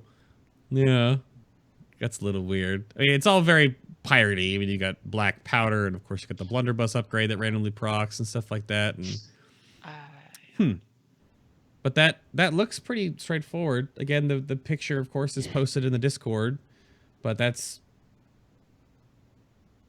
that. Our traits are pretty boring. I would then assume that similar to Subtlety, there's probably no eye level shenanigans with relics because weapon damage is probably very important for Outlaw. Yes and no. Some of the relics are actually really strong, such as the run through damage, reduced energy cost on finishers, reduced combo potency procs. But like, yeah, there are situations where like you will actually use a lower eye level relic rather than use like a shittier trait. Like if you were to get a relic that gives the trait that affects Blade Flurry, Blade Dancer, like depending on how high the eye level of the relic is, you might not actually use it over a lower eye level relic that's say affected run through via Fate's Thirst. That makes sense. Yeah, it seems like almost on every artifact there are, let me do it. It's 1, 2, 3, 4, 5, 6, 7, 8. I think like every artifact I believe has either 8 or 9 3 or 3. Probably 9 3 of 3s, and like 3 of them are always the best. And 3 of them are always like and then 2 are your utility ones where you're like never ever ever put something in these because then it's always going to be like just a straight DPS loss. Yeah, so okay, that's fair enough. How about Xaryen, going back to you again, because you've been talking about legendaries this whole time. How about legendary tier list? Well, I don't want to, you know, rub salt in the wound for Vigi not having the boots or anything. The stupid belt. Sadness. So legendaries for Outlaw, where do they lie? The best one is actually the shared one, Insignia of Ravenhold, just because you cast Saber Strike. Yeah, I think it's called Saber Slash. I'm confusing it with like Sinister Strike for no particular reason. You cast Saber Slash a lot, so Insignia is the best one. The boots are like very close second, but they are actually probably best if you like Mark-footed Eviscerate a lot on AoE. Then you have, well, yeah, you have the bracers, which are kind of shit. I don't know. And then the AoE one, which is well pretty decent on AoE, and then the shared ones. Outlaw doesn't have the cloak, which Sub and Assassination has. Right, because it doesn't have Fan of Knives or Shuriken Storm. Yeah. Fair enough. Let's see. I have trinkets on here. Are there any? Trinket's probably pretty similar to Assassination. Then I mean, that we have right now. Trinket's really good for Outlaw. Right. For stock trinket. Which is basically just a new Dragonspine trophy. Every expansion they remake the thing and rebrand it as something else. It's the same thing. Nothing else stands out though? Anything in particular? Six Other Fans also really good. But I think I said it was like good for every spec for Rogue if you can get a high level one. Mm-hmm. Very, very true. Yeah. How about there's just like a generalized like trinket list, and it's gonna depend on affixes and Titan Forged on those trinkets from Mythic Plus. None of you mentioned the stupid Withered Gem stat stick that we had chances to get for 2 weeks. This one is really, really good for Outlaw because most of the trinkets are Mastery, and Mastery is very garbage for Outlaw. So this one is better than the Mythic Ilginot one. So because it got Mastery, and Mastery is pretty useless for the Outlaw. So do the Withered Gem when you can, because the trinket is really, really strong. And if you can get it in Titan Forge, you will be really, really happy. The problem with the Withered Gem trinket is outside of when he bugged and was up 2 weeks in a row, I think he won't be up for like another 2 months. So good luck farming that. Yeah, the world boss system in Legion's a little weird if they're only 1 per 11 weeks. Like, and actually, I think I didn't go over. I was going to go over. You brought up secondary stats, Aethys. So, did we bring up subs secondary stat priority? And then if you want to give Outlaws there as well, just to make sure I recap that. Yeah. So for Subtlety, you want to go Mastery, then Versatility, then Critical Strike, then Asst. But it doesn't mean that Asst is useless, because you need at least 10 or 15% of Asst, depending on if you get the legendary boots or not. Because if you don't have enough Asst, you will not have enough GCD during the Shadow Dance. So Asst is really low weighted, but don't just ignore it. You need a bit of it to be good. And for Outlaw, basically it's crit and Asst and more versatility and no mastery at all. Well, I mean, you can take mastery, but it's better to take versatility than mastery. So main gauge isn't that good? You don't want to stack mastery on Outlaw? It's not. No, it's a bit awful. The thing is, Outlaw is a slow pass or fast pass spec, so Asst is more reliable than Mastery for energy. That's why we prefer Asst over Mastery. And Crit and Versatility are very good because we can hit harder, basically. Fair enough. That makes sense. So, tier 19 then, for the Pirate Rogue, is the Doomblade Battle Gear, of course, which is 2 pieces. Saber Slash has an additional 10% chance to trigger main gauge. That's why brought this up, that you get 10% free mastery on your tier 19. This is pretty good. And then the 4 pieces that run through has a 50% chance to make your next Saber Slash cost no energy. That seems pretty powerful, just because you just get even more Saber Slashes, which of course can duplicate themselves, and then of course give you even more combo points.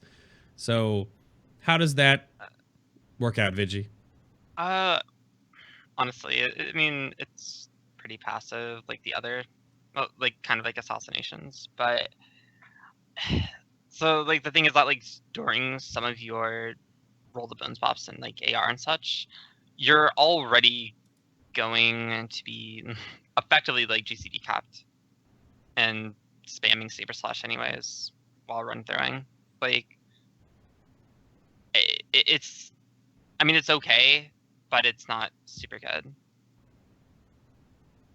Fair enough. It's like, oh, I mean, I can see being really good like when you don't have those like good RNG buffs, but when you do, it's like you're not even gonna notice it, type thing.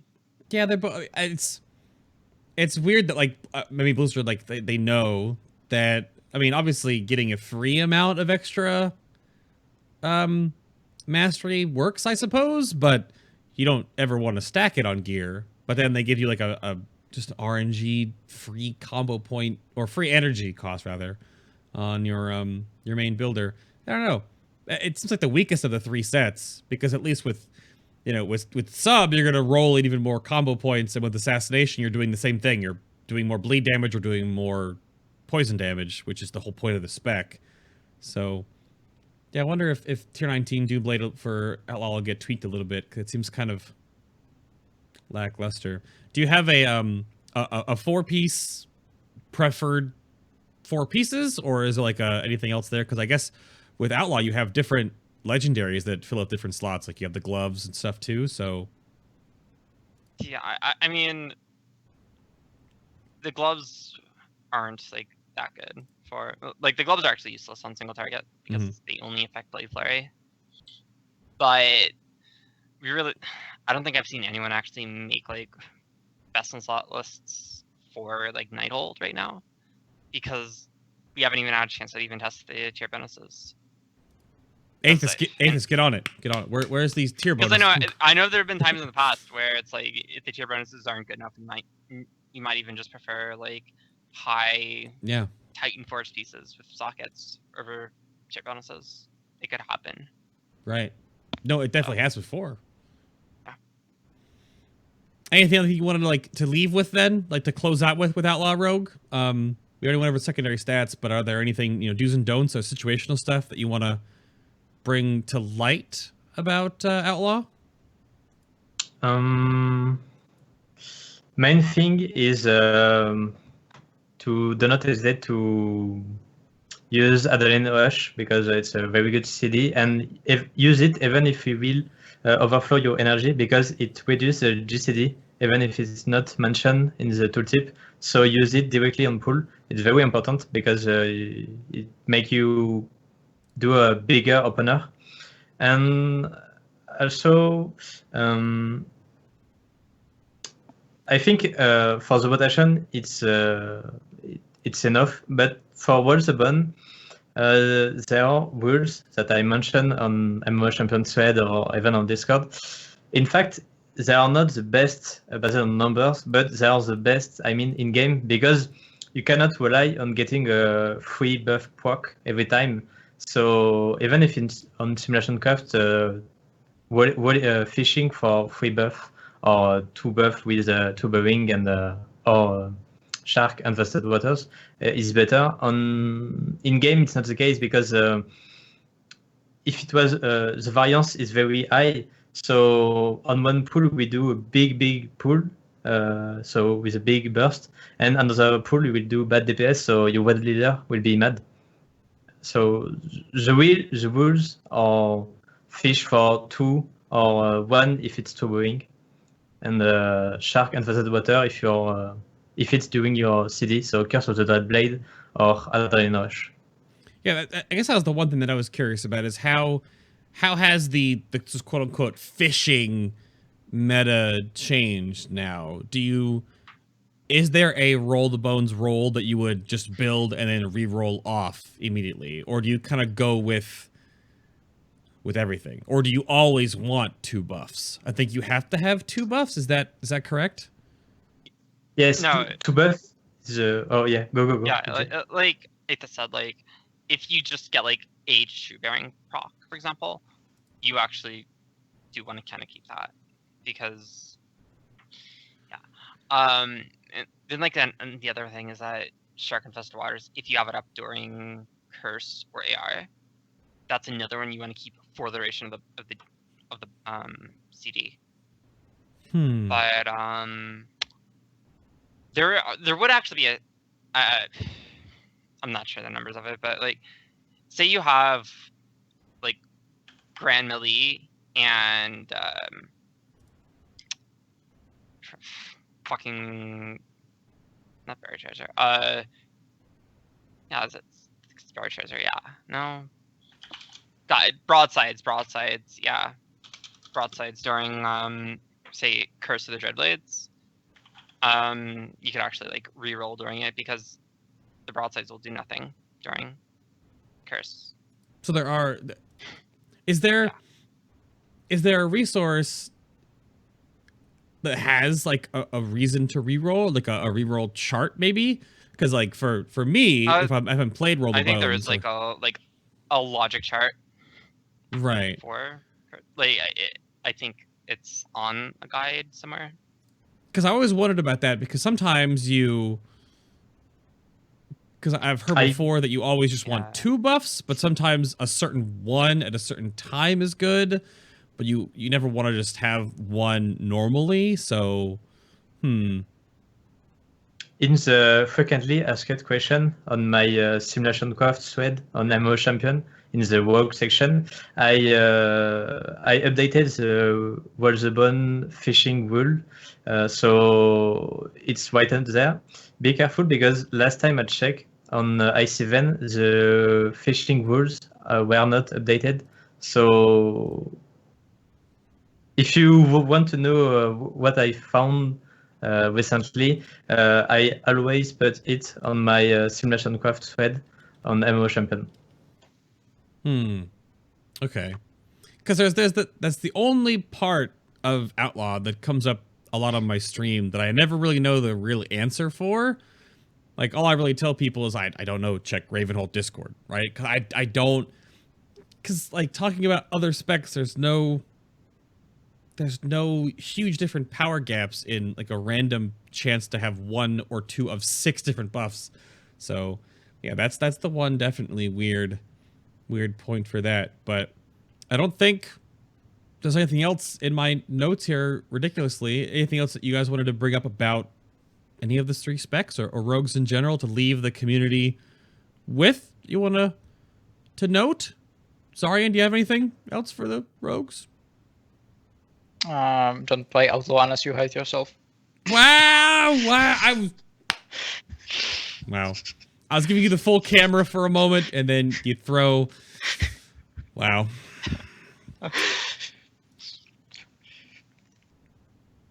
That's all you got, huh? That's all you got? I mean, really, it's not a great spec for pretty much anything, and it seemed to be that still majority of people are not playing it because they were tricked into it during the first weeks where it was actually best. Wow. Vigi, what's your retort? It's getting buffed. They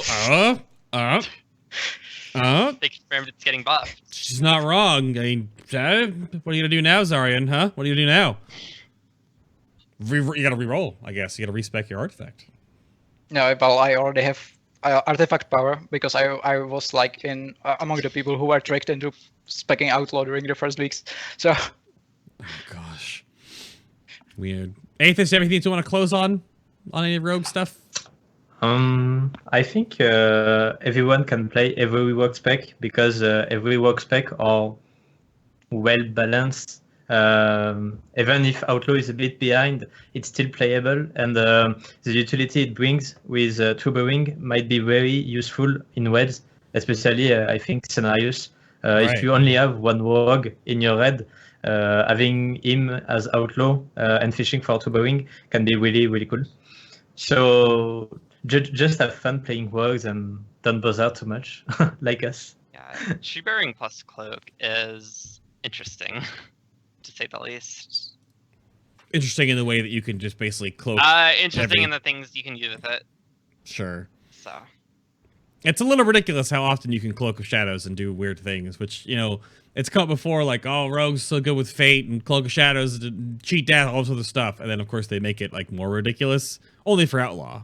But it definitely is there. So I think that's going to do it for the show. Of course, if you have questions for the Rogues, you can always go check again in the Ravenholt Discord channel. Or all three of my guests also have a Twitter, which I will plug momentarily after I hit this button. There it is. Thank you all very much for tuning in to episode number 120 of Final Boss TV. This is the Rogue show. Again, next week is going to be the Blizzard the BlizzCon 2016 pre-show special. It'll be more Blizzard-ish, because two of my guests, or at least one of them coming on the show, isn't like World of Warcraft only. So there is that. But that's next week's show, and then of course I'll be gone for a week, so there'll be Bay's Takes going up on the YouTube channel, which are like my pseudo interviews / like fly-throughs of the convention. And then of course the week after we get back, we'll have the post BlizzCon show that the guests may or may not already be on my channel guide. So go check those out right there. Round table again real quick. We have Aethys. Thank you for being on the show today, sir. You can go follow him on Twitter at AethysDev, or of course bother him in the class Discord channel. I appreciate all the math, sir. I appreciate your time on the show today. Thank you so much. Thank you for the invite, and see you soon, maybe. Absolutely. Well, I'll probably be doing 2 passes on every single class spec show throughout Legion, because we'll be here for like the next 17 years, so we'll see. Yeah, I think so. Maybe. Maybe. Cameras. There's Xaryen over here. You can follow him on Xaryen with 2 R's, but he doesn't really use his Twitter, so bother him in Discord. Right? Yeah, and go ask into Theory Crafting thread where to find Tide of Fury. That's best. That's that's fine. Well, thank you very much for your time on the show today, sir. It was a pleasure. Thank you so much. Yeah, thank you for. It's been fun. And there's Vigi. You can go follow her on Twitter as well at Vigilate. You not have no Halloween name yet going on? Oh, okay. Oh my God, the Pog Champs. Well, thank you for being on the show again. This is like your 17th time, so I'm sure we'll see you maybe in the future, I imagine. Possibly. Where's your pirate sword? One more time for chat. Where is it? It's right. It's gotta be. You have all this stuff on your desk. You have a sword. You have rum, eye patch. It's you gotta live the rogue life. But thank you all so much for tuning in. That is how it goes. But thank you all so much for tuning in. This episode again. We'll see you next week. For those who haven't seen the Final Boss TV, thank you all so much for watching. Trust in your seal of RNG. Hopefully Titan Forged Gold. Hopefully they update the roll system soon, because yeah, it feels bad, man, to get 17 gold on a mythic boss. Well, thank you all so much for watching, and bye. Bye. Wave. I gotta change hands every time I do that. I'm so dumb. Wave bye at the team. Wave bye at the audience. Wave bye at the chat room. Wave bye. Spam. Have to pay respects to that everyone. I lost it. Thank you very much, everybody. Bye.